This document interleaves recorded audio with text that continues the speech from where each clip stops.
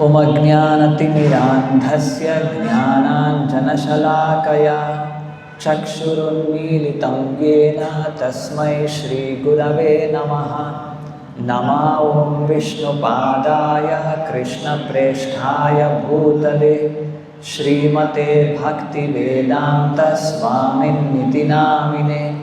नमस्ते सारस्वते देवे गौरवाणी प्रचारिणे निर्विशेषा शून्यवादी पाश्चात्यदेशतारिणे। जय श्री कृष्ण चैतन्य प्रभु नित्यानंद श्री अद्वैत गदाधर श्रीवासादि गौरभक्तवृंद। हरे कृष्णा कृष्ण कृष्ण हरे हरे, हरे Ram Ram Ram Hare Hare.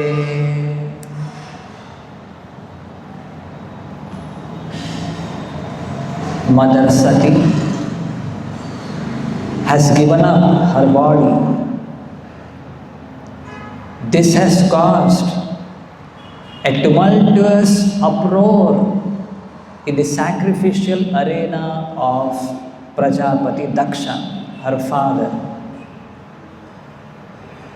The associates of Mother Sati, who had come along with her for her protection, now they are very much perturbed. They are unable to protect the wife of their master, Lord Shiva. So they plan to give up their life. But before giving up their life, they planned to kill Daksha. So now they all made an attempt to go towards Daksha to kill him. Observing this, Bhrigu Muni, who was present there, he chanted some specific mantras from the Yajurveda and offered oblations into the sacrificial fire in the southern side, which caused the generation or many Ribu Devatas. They were all generated from the sacrificial fire, and all of them picking up the half-burnt fuel. Sacrificial arena, sacrifice is there, the wooden things are whatever put there, half-burnt fuel, they have all taken up in their hands, and they are behind the followers of Lord Shiva, the ghosts and the Guhyakas and the others. So here, this is what we are seeing in today's verse. This is the last verse of this chapter. Mother Sati quits her body. So we are seeing here, Ter alatayudai sarve. Looking at all the followers of Lord Shiva with weapons of firebrands, pramataha sahaguhyakaha, all the ghosts and the guhyakas, hanyamana disho bhejur, hanyamana, being attacked. They were all being attacked. By whom? Ushadbhir Brahma-Tejasa. They were all being attacked by the Ribu Devatas who appeared there due to the Brahma-Tejas or the Brahmanical power which was displayed by Bhrigu Muni and others. So in simple terms, all the followers of Lord Shiva, they just fled away, being attacked irresistibly by the Ribu Devatas who are very strong. They attempted to go towards Daksha to kill him, but their attempt was unsuccessful. They were unable to do it because of what? The Brahminical power displayed by Brahma Muni. He created so many Ribhu Devatas who counter-attacked the followers of Lord Shiva and made them go astray. They became invisible in all different directions. They just fled away. So here in the purport, Srila Prabhupada speaks much on this Brahma-Tejasa. Prabhupada makes this comment here.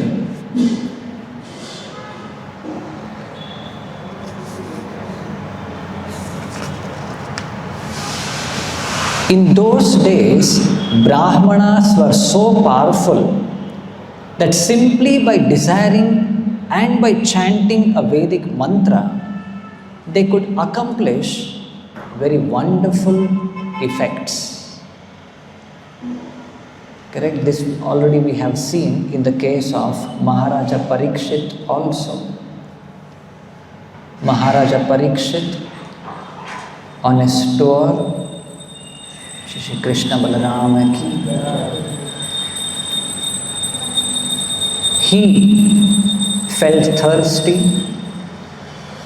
and went to the ashrama of Shamika Rishi and asked for some water.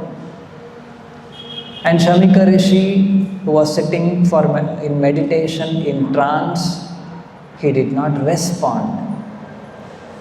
The king became angry, was overcome by anger, and he saw a dead snake nearby and took it and put it on the neck of the sage and went away. And when this news was heard by the sage's son, Shringi, he also becomes very angry and he curses the king to die within 7 days by the bite of a snake bird, Takshaka. So there, in the purport, Srila Prabhupada mentions how this Brahmanical culture or the Brahmanical power was misused, and gradually the Brahmanas in the Kali Yuga, they became devoid of these things.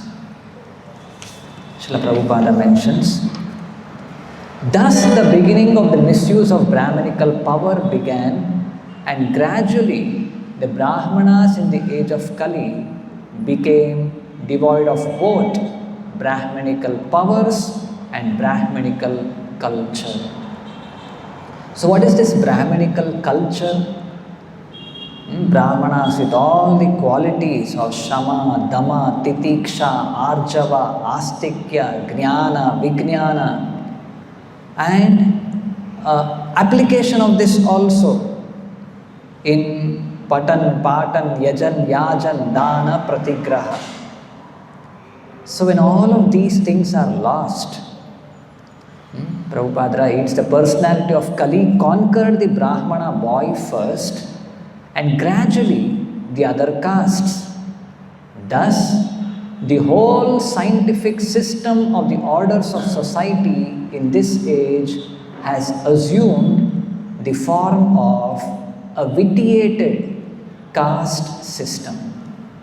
So it has taken a very perverted form of the caste system, what is prevalent now. So this is because of the misuse of this power. So here we are seeing Bhrigu Muni, through his Brahma-Tejas, he has created this. They were also very powerful, the Brahmanas were very powerful. Just by chanting mantras, they were able to create such effects. But in the present age of degradation, there are no such Brahmanas. According to the Pancharatrika system, in this age, the entire population is supposed to consist of Shudras. So as per the Pancharatrika Vidhi, the consideration is that anyone born in this Kali Yuga, he is a Shudra. Kalau Shudra Sambhava. Janmana jayate shudra samskarat bhaved vijaha veda patat bhaved vipro brahma janati iti brahmanaha. So this was the way, this is the Vedic way, step by step process how everyone are born Shudras without any culture, just almost similar to animals, interested in eating, sleeping, mating, defending and other such activities. But by samskara, a person becomes a dvija. A dvija means, dvija the word means twice born. First birth is to the parents, father and the mother. And the second birth is through the spiritual master initiating him into the study of Vedic literatures. This is the second birth. Samskara. It is said like how Dashavida Samskara, 10 kinds of reformatory processes are there. So when a person has undergone all of these processes of purification, then he is known as a dvija, a twice born. And does it end there? Oh, once he has got initiation from a spiritual master, now he has attained perfection in his life? No. After that, Veda patat bhaved vipro. Then he has to personally undertake the study of Vedas, Veda Patha, rigorously study the Vedic literatures, and then he will be known as a Vipra. A Vipra means who has studied all the Vedic literatures. And is this the end? No. Brahma janati iti brahmanaha. After studying all the Vedas, that person who clearly understands that he is not this body but spirit soul, he is part and parcel of the Supreme Lord. His eternal occupation is to be engaged in the service of the Supreme Lord. He is a real Brahmana. So in this way, this is a gradual step-by-step process. How a person, by birth, everyone are Shudras, he is made to undergo various kinds of samskaras, and he has to study the Vedic literatures, he has to understand about his existence as Brahman or the spirit soul, part and parcel of the Supreme Lord, and then he is a Brahmana. Otherwise, no. Any intermediary stage, they stop there or they pause there, they cannot be called as a qualified Brahman. Now a person has become a Brahmana. Just like here we see Bhrigu Muni and others, they are all qualified Brahmanas, very powerful. Just by chanting some mantras, they were able to create so many Ribu Devatas, and they were sent to attack the followers of Lord Shiva. So now becoming a Brahmana, is that the highest? Is that the final thing? Prabhupada says in the purport, no. Even after becoming a Brahmana, he has to elevate himself to the position of a Vaishnava. Who is a Vaishnava? Who understands the position of the Supreme Lord and surrenders unto Him. Just knowing is one thing, and practical surrender, being engaged in the service of the Lord, he is a real Vaishnava. When he surrenders to Krishna or Vishnu, he becomes a Vaishnava. So, Srila Prabhupada tells in the purport, the most magnanimous gift of Lord Chaitanya's is that the highest perfection of life is available in this fallen age, if one simply adopts the process of chanting Hare Krishna, which is able to bring about the fulfillment of all activities in self-realization. So here we see Chaitanya Mahaprabhu has brought us the rare gift of the Hare Krishna Mahamantra. And what does it provide? It provides us the highest perfection. And to whom? To the people of this fallen age. And whoever adopts this, what will be the result? It brings about the fulfillment of all activities in self-realization. So all of these different stages what we saw, a person becoming a Dvija, and then a Vipra, and then a Brahmana, these are all different stages of a living entity in his attainment of the final perfectional stage of love of Godhead.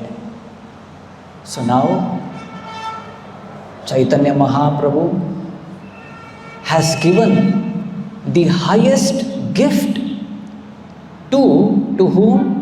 To the lowest of persons in this fallen age. How did he accomplish this? By inducing everyone to chant the Hare Krishna Mahamantra. It's a very, very significant thing. Bhaktivinoda Thakur, in his book Sharanagati, which consists of various poems, songs related to various aspects of surrender. So he has composed one introductory song which describes this mood of Chaitanya Mahaprabhu, the purpose why he appeared here to deliver all the fallen conditioned souls. And how did he do this? By teaching them how to surrender unto Krishna. It's a very beautiful song. Shri Krishna Chaitanya Prabhu Jive Doya Kori Swaparshada Sviya Dhama Saha Avatari. Chaitanya Mahaprabhu, out of his unbounded compassion, Jive Doya Kori, being compassionate towards fallen conditioned souls, he appeared along with all of his associates, Swaparshada, and not just that, Sviya Dhama, along with his abode, he manifested here, Saha Avatari, he took incarnation and appeared amidst us. Atyanta durlabha prema kori bare dan Shikhaya Sharanagati Bhakatera Pran. Atyanta Durlabha Prema.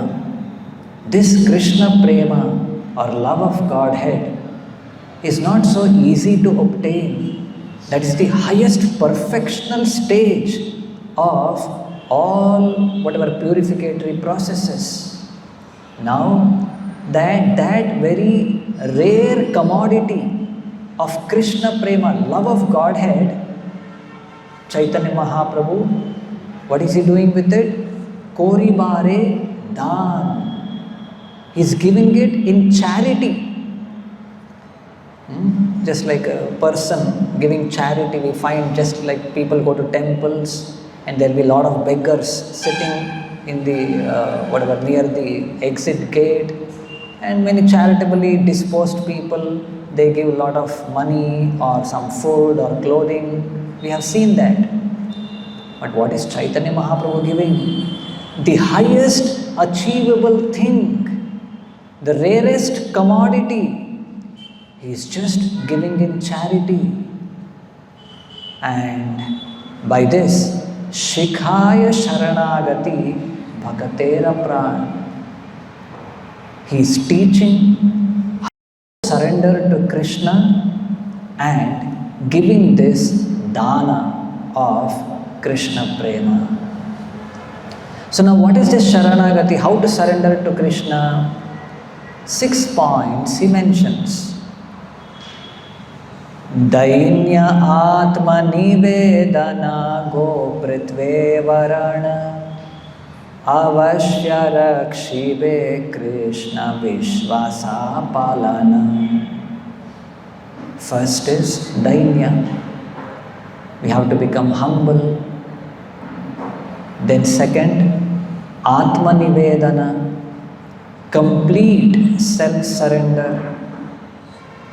Third, Gopritve Varana, complete self-surrender, Atma Nivedana, meaning have no interest or have no desire apart from the desire of the Supreme Lord. No interest or no desire anything apart from that of the Supreme Lord's. That is Atma Nivedana or complete self-surrender. And third, Gopritve Varana, accepting the Supreme Lord as our maintainer. And fourth, Avashya Rakshibe Krishna Vishwasa Palana, having full faith, firm faith in the protection of Krishna. He is my ultimate protector. It is not my body, not my intelligence, not my family members or relatives or my wealth. No, it is Krishna who is my protector. So having this kind of a faith, Vishwasa Palana. So 4 are over. Another 2. Bhakti Anukula Matra Karyera Svikar Bhakti Pratikula Bhava Varjanangikar. Accept things favorable for bhakti. Bhakti Anukula Matra Karyera Svikar. Accept only those things which are favorable for rendering devotional service to Krishna. And then Bhakti Pratikula, those things which are contradictory to the practice of bhakti or rendering devotional service to Krishna, Varjanangikar, reject them.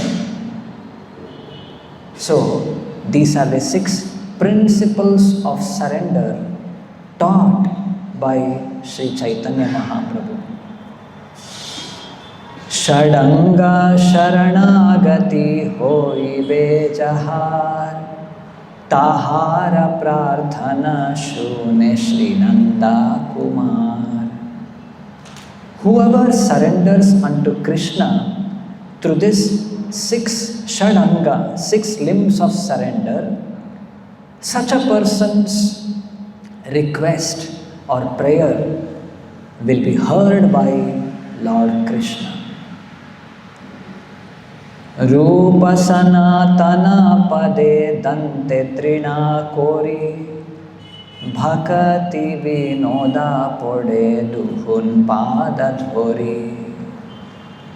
Thakura Bhakti Vinoda, clasping or falling at the feet of Rupa Goswami and Sanatana Goswami, holding a piece of straw between his teeth, he surrenders unto them. And finally Bhaktivinoda Thakur says, Kandiya Kandiya Bole Amito Adhama Shikhaye Sharanagati Koro He Uttama. Weeping, crying, Bhaktivinoda Thakur says, Amito Adhama, I am the most fallen conditioned soul. Shikhaye Sharanagati Korohe Uttama. falling at the feet of Rupa Goswami and Sanatana Goswami, requesting them to teach how to surrender and Korohe Uttama. From this fallen condition, how can I improve myself? How can I elevate myself to the perfectional stage? So this is the request of Bhaktivinoda Thakur. So anyone who is ready to follow in the footsteps of Bhaktivinoda Thakur and ready to surrender to Lord Krishna, adopting these 6 principles of surrender through the Lord's representatives. So here Srila Prabhupada says in the purport, but if anyone displays the signs of understanding Krishna consciousness, he should be accepted according to the Vaishnava Smriti regulations as a prospective Brahmana and should be given all facilities to achieve the highest perfection. So what is the qualification expected of a prospective Brahmana? He should have the signs of understanding Krishna consciousness. He should be ready to surrender. He should be submissive.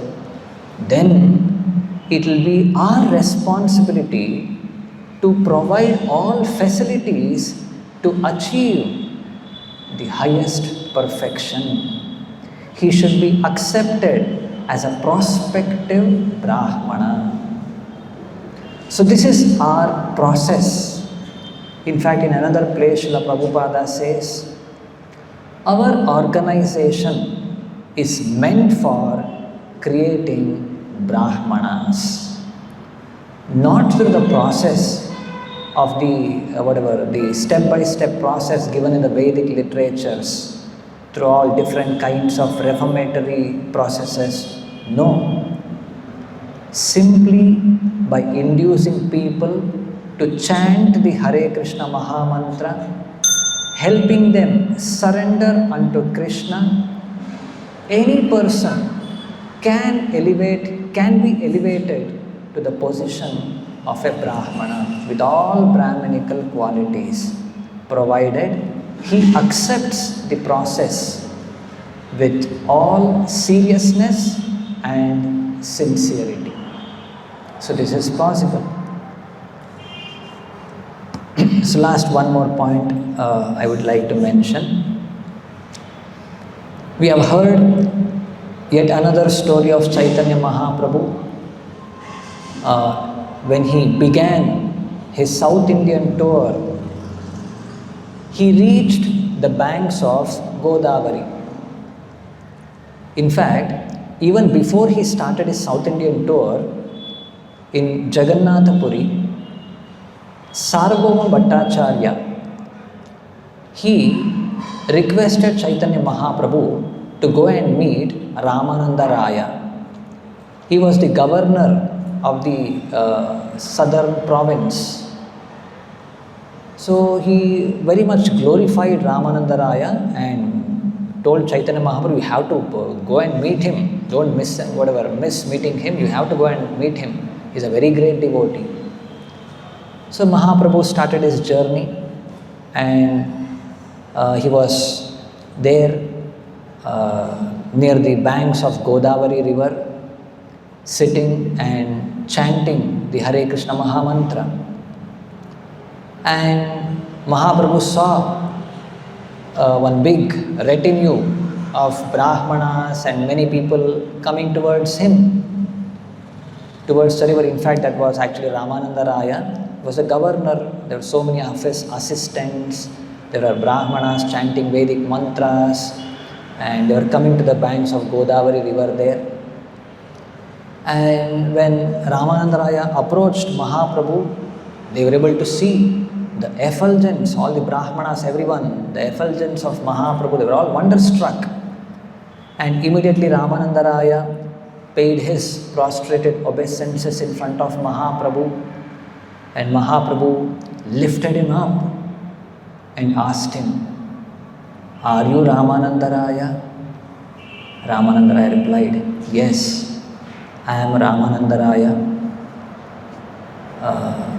a Shudra, a born Shudra, an eternal servant of yours, but I am a Shudra." Still, Mahaprabhu immediately embraced Ramanandaraya, and both of them became very ecstatic. They shed tears from their eyes, and all kinds of ecstatic symptoms were visible on their external body. Both of them, they were just continuously chanting Krishna, Krishna, and all of these things were observed by the Brahmanas present there. They were all thinking, what's happening here? He's appearing like a very big sannyasi, but he's touching a Shudra, because that was not the custom. So, Eta sannyasira teja dekhi brahma sama shudre alingiya kene karena krandana. The Brahmanas thought, we can see that this sannyasi has a lustre like the effulgence of Brahman. But how is it he is crying upon embracing a Shudra, a member of the fourth caste in the social order? So they were all thinking in this way. So there it is said how Sannyasira teja dekhi brahma sama. So there also Chaitanya Mahaprabhu, his tejas or his effulgence, he was very effulgent. It's just like the effulgence of Brahman.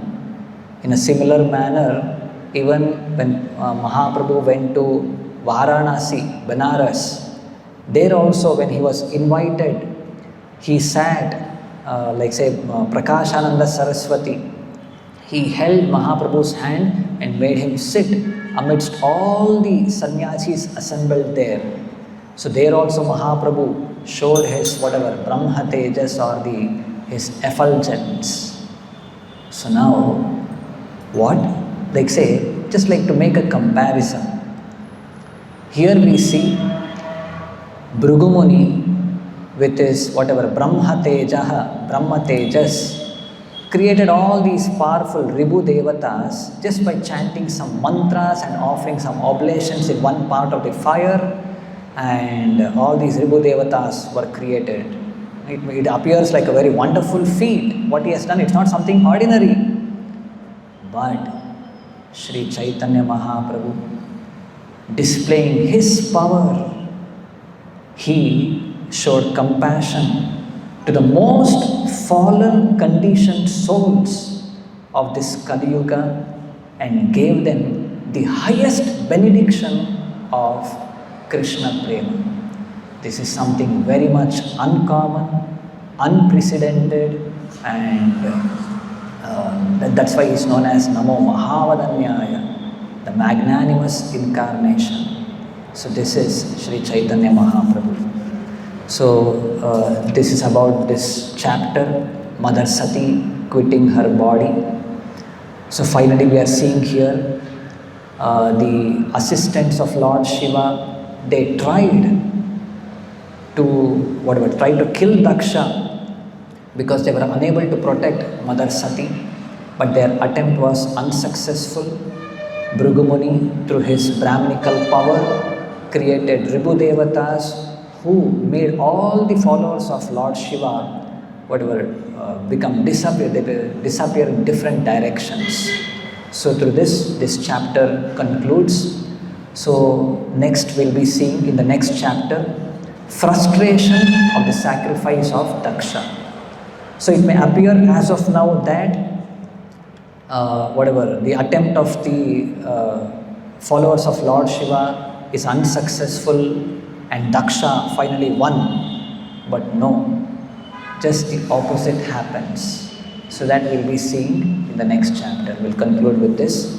Grantraj Srimad Bhagavatam ki, Srila Prabhupada ki,